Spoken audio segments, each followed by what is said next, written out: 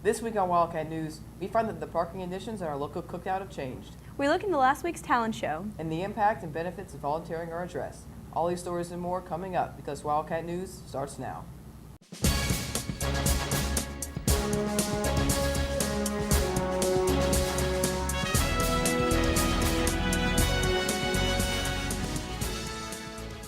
Good morning, West Johnston. I'm Greyson Betz. And I'm Ariel Andrews. Hey Greyson, did you see the tow trucks at Cookout? No, I didn't, but our people were upset. Well, Hannah Creech can tell us more. After football games, many students congregate at Cookout. Recently, law enforcement has begun to administer a rule that no one can park in the neighboring business's parking lot from 10 p.m. until 6 a.m. Junior Jake Flynn says it's where people normally park, and this rule will only cause more problems. There's not enough parking at the actual Cookout. I think other people will park at other businesses and walk just because, like, if you want Cookout, you're gonna park somewhere else and go get it. Flynn says that even if there is legal parking, it is a tradition for certain people to park in the other parking lot. The Mustangs and like the trucks will park in that back row by like the mattress firm. And then once all that fills up, then it like just goes all the way around the parking lot. Senior Hannah Easley is an employee at Cookout. She thinks this rule was enforced because of loitering. Well, since the parking lot's so small, there's not a lot of spots for customers to park anyways, and whenever people come and just park there to hang out, it takes away from more customers being able to come in. Flynn and Easley believe another reason for the rule is littering. Owners probably get mad because people will just throw trash on the ground because they just don't feel like walking and they're disrespectful to the other businesses. If you work on weekends, especially nights, if you walk outside when you get off your shift, usually the parking lot's basically like destroyed with trash and litter. Easley thinks that there wouldn't be a common meeting place without Cookout. Nowhere else is really open that late, especially after football games and everything. So that's kind of where everybody goes just because it's open. The new rules will not stop Flynn from going to Cookout. I will continue to go to Cookout after games, but it's just going to be more of a hassle because I'm going to have to walk around. I'm Hannah Creech, Wildcat News. Thanks, Hannah. Wow, hopefully the businesses will see the outcome they expected. I hope so. It seems that the student government has succeeded in bringing back the talent show. On December 1st, the annual Best of West talent show was held. Alumna Sabrina Dew won last year's talent show and participated as a judge. She believes the talent show is beneficial to all the students involved. Being involved in the talent show, it widens your horizon. It lets you do other things outside of just being a performer here. Sophomore Cassie Dillinger was nervous that the group had never performed together before, but they pulled through. I was very ecstatic to hear that we actually placed and we got People's Choice, but since we got second, I'm determined to get first together as a group because I think we are capable of doing that. Dillinger and her group performed Centuries by Fall Out Boy. She says that the song choice was based on the group's love for the band. We came to agreement that it was definitely one of our favorite bands as and then the census that we all concluded, yes, Fall Out Boy. So Fall Out Boy was definitely inspiration, and that's why we did a Fall Out Boy song. Dew and Dillinger both give advice about people who are nervous to participate. Be confident in yourself. If you want to do it, then do it, but don't let anybody pressure you into doing something that you don't want to do. If you love something and you want people to know you love it and you want to show, hey, this is really good, I want you to know this is good, do the talent show. Many people thought it was an amazing show and actually a great volunteer opportunity. Speaking of volunteering, Greyson, how did you feel about your volunteer experience project? Pretty good. It really opened my eyes about how important it is to volunteer. Marissa Prendergast reports. Whether it's for a project grade or to beef up a college resume, service learning opportunities are everywhere. As part of the Honors Civics curriculum, teacher Kim Drown encourages students to connect with their passions. Well, there's all kinds of different types of volunteering, anything from your local library to being involved in sports with your recreational club sports and even high school sports. Wherever you find your particular desire, there are so many needs in our community. Drown says that volunteering sets you apart from other college applicants. The community involvement does add a sense of maturity, and it does also add something that otherwise your resume wouldn't have or your transcript wouldn't have. It tells that university who you are and what is important to you.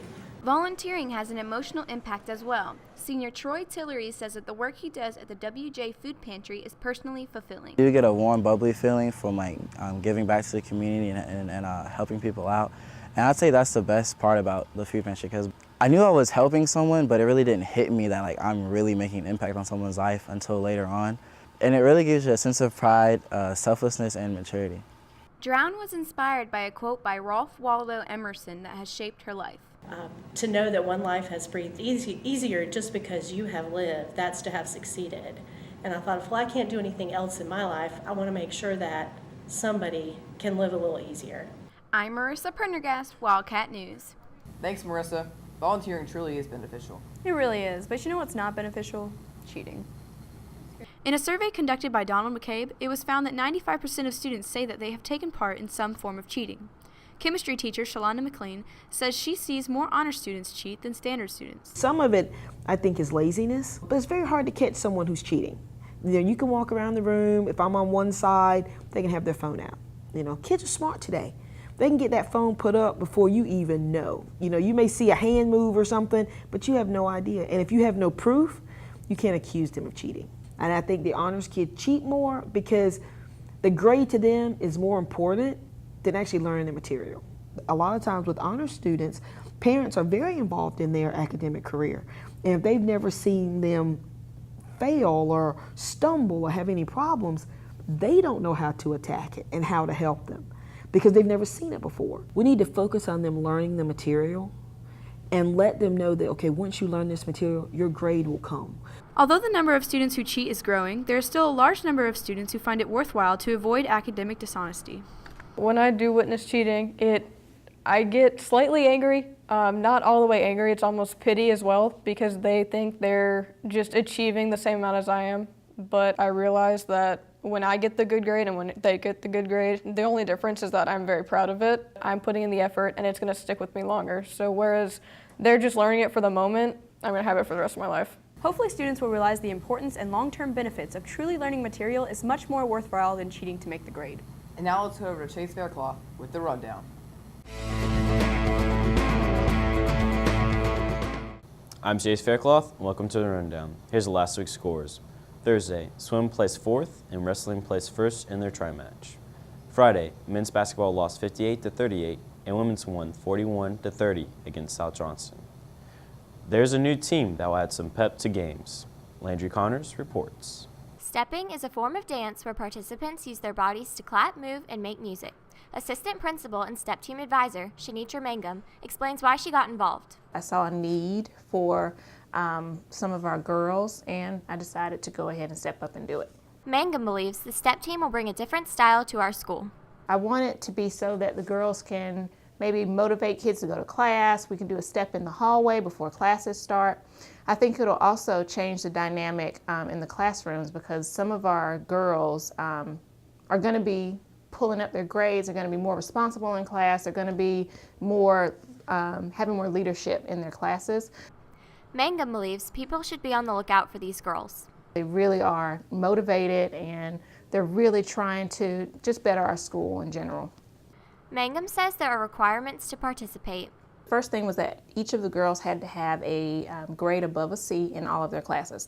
The second thing was they had to come to 2 days for practice, and they learned 3 steps and they made up their own step. Sophomore Carrington Mack says the steps aren't easy. Ms. Mangum brought in some of her former students that she had, so they said it was, hard, but if you put your mind to it, I think it'd be pretty good. Mangum thinks the team teaches girls a sense of responsibility. Not only are you responsible for yourself, but you're responsible for your sisters, and we call each other our sisters, and they're responsible for their teammates and their actions. Mack encourages students to consider joining next year. Just come and do your thing. No one judges here. It's really fun. It's like a family. I'm Landry Connors, Wildcat News. Thanks, Landry. Tonight, swim and wrestling are away. Basketball is home on Thursday and Friday. Wrestling is away on Saturday. Basketball is away on Monday and Tuesday. Come out and support all your winter athletes. I'm Chase Faircloth, and that's your week's rundown. Thanks, Chase. Well, that's all for us this week. If you have any comments, questions, or story leads, email us at wjstudentmedia@gmail.com or send us a tweet at wjstudentmedia. And if you want to watch Wildcat News at home, on the go, or catch up on past episodes, go to wjstudentmedia.com or subscribe to our YouTube channel. I'm Greyson Betz. And I'm Ariel Andrews. Thanks for watching and have a great week.